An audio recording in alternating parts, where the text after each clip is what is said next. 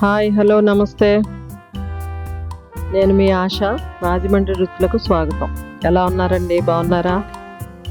స్కూళ్ళు తెచ్చారు, పిల్లలు స్కూల్కి వెళ్ళి ఉంటారు. మీ పిల్లల కోసం ఒక స్నాక్ ఐటెం ఈవేళ చేయబోతున్నాను, చూడండి.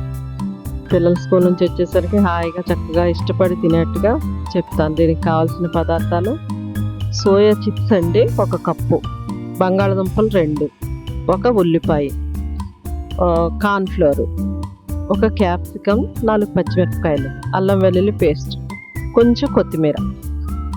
పదార్థాలు చూసారు కదా. ఫస్ట్ ఉడకబెట్టిన బంగాళదుంపలు వేసుకొని కొద్దిగా సాల్ట్ వేసుకోవాలి, చాలా కొంచెం.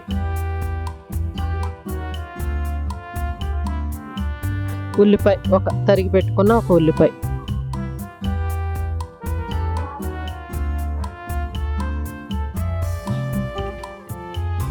కొత్తిమీర కొంచెం,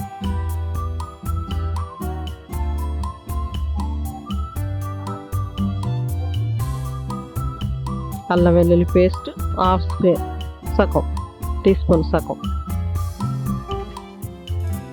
కొంచెం జీరా పౌడర్,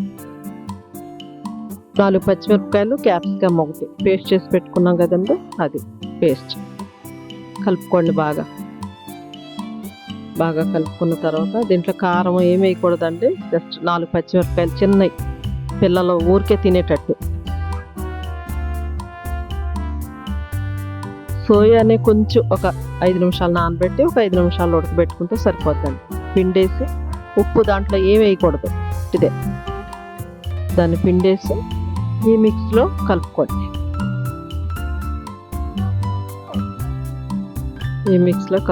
బంగాళదుంప కలిపాం కదా, ఈ పేస్ట్లో ఆ సోయా చిప్స్ని కలుపుకోండి. 1 కప్పు అండి.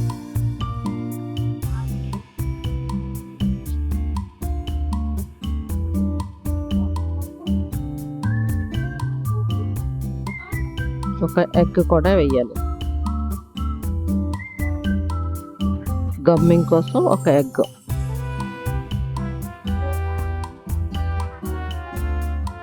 కార్న్ఫ్లోర్ 2 స్పూన్లు వేసుకోండి. లూజ్ అయింది కదా, కార్న్ఫ్లోర్ 2 స్పూన్లు. సోయా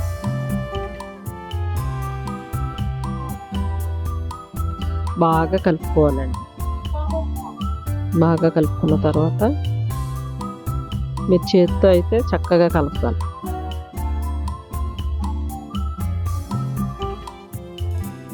మిక్స్ అయిందండి, బాగా మిక్స్ అయిపోయింది. పిల్లలకి త్వరగా కూడా అరుగుతుంది. జీలకర్ర పొడి వేసాం కాబట్టి కార్న్ఫ్లోర్ 2 స్పూన్స్, కార్న్ఫ్లోర్ గమ్మింగ్ కోసం విరిగిపోకుండా.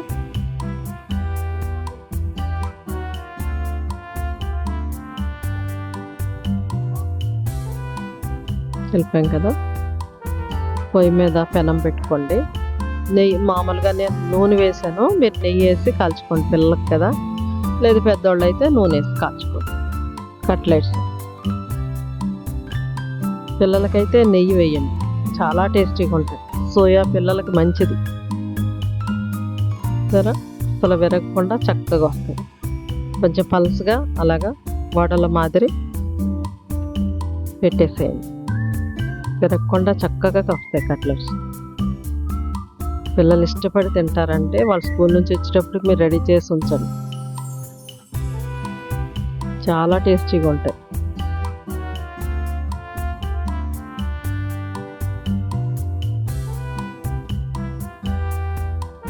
చక్కగా నీట్గా అలా పలుసు చేయండి.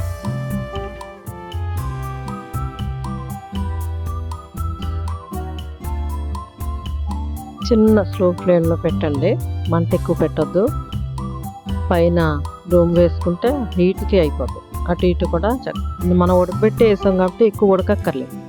ఆలు ఉడికించాము, సోయా ఉడికించాము, ఎక్కువ ఉడకక్కర్లేదు. అటు ఇటు ఎర్రగా జస్ట్ కాలితే సరిపోతుంది.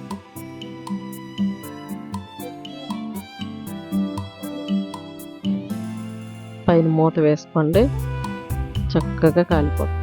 రెడ్ షేడ్ వచ్చే వరకు, బ్రౌన్ కలర్. 2 నిమిషాల తర్వాత తిరిగేయండి వాటిని. కాలం చూసారా, సరిపోతుంది, అంత సరిపోతుంది. చక్కగా వచ్చేస్తాయి చేతి విరగకుండా. చూసారా నీట్గా చక్కగా వచ్చాయి.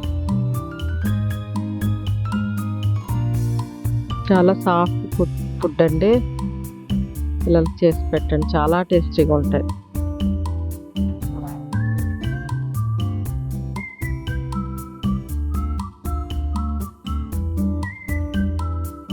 కొంచెం ఆయిల్ పోసుకొని తిరిగేసాం కదా, కొంచెం ఆయిల్ కింద కూడా రెడ్ కలర్ వచ్చేదాకా.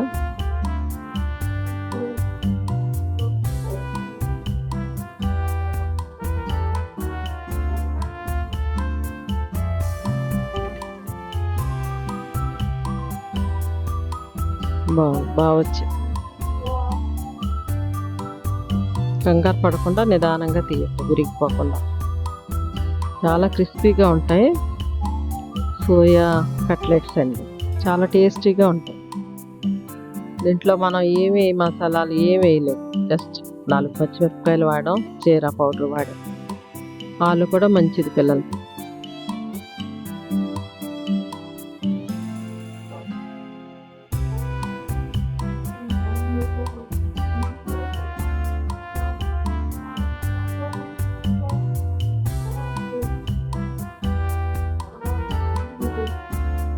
చాలా టేస్టీగా ఉంటాయండి.